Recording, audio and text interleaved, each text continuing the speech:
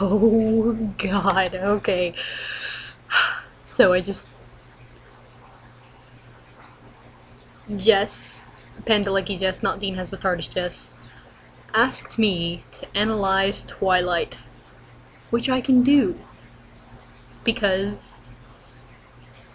guilty, I read the books. Not all of them. I read the first 3 and then up to chapter 4 of the 4th book. And I remember it was chapter 4 because, like, LOL, 4th chapter, 4th book. But,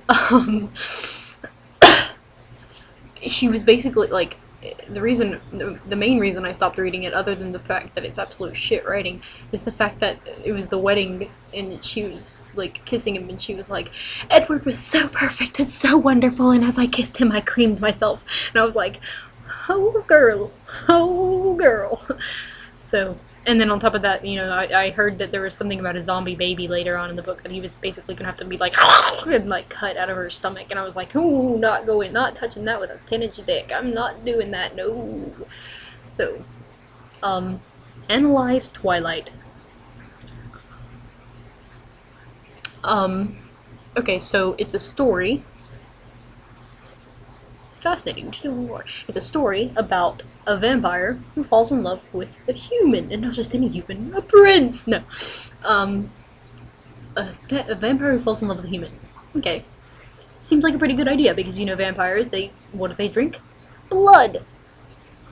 Okay, and then there's a whole complicated love triangle about how there's also a werewolf who's in love with the human, and I'm pretty sure that vampires and werewolves don't normally get along, aside from Twilight. Isn't that what the point of Underworld is about? I don't know, I didn't really watch Underworld. Not sure. But anyways, I'm retarded. I shouldn't say that. I'm sorry. I'm trying to stop myself from saying that. I'm an idiot. There we go. I corrected myself. Retarded should not be used in a negative. I'm getting sidetracked. So I think it's a good idea, honestly. You know, I think she had, you know, a pretty decent idea. I'm gonna have a vampire fall in love with a human, which, you know, shouldn't happen because he'll be like, I want to suck your blood, and, you know, stuff like that. And then the werewolf will be over there all like, I'm so lonely and stuff like that. So it was a pretty good idea, but she just, god damn it, the characters were so two-dimensional, so poorly thought out. There were so many plot holes. I mean, that thing had more plot holes than season 6 of Supernatural. I mean, seriously, that thing had plot holes the size of my dick. I mean, that thing had plot holes the size of the world. Okay, I mean, you could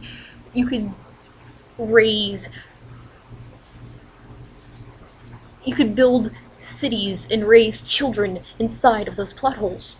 I mean, she would, and then at times, it seemed like at times while she was writing it, she'd be like, oh wait, I have to be a descriptive writer, and then randomly describe random little things. I remember her describing something about Bella, like, it took her like a page and a half or something to describe, to be descriptive about Bella making a fucking grilled cheese sandwich, and I was like,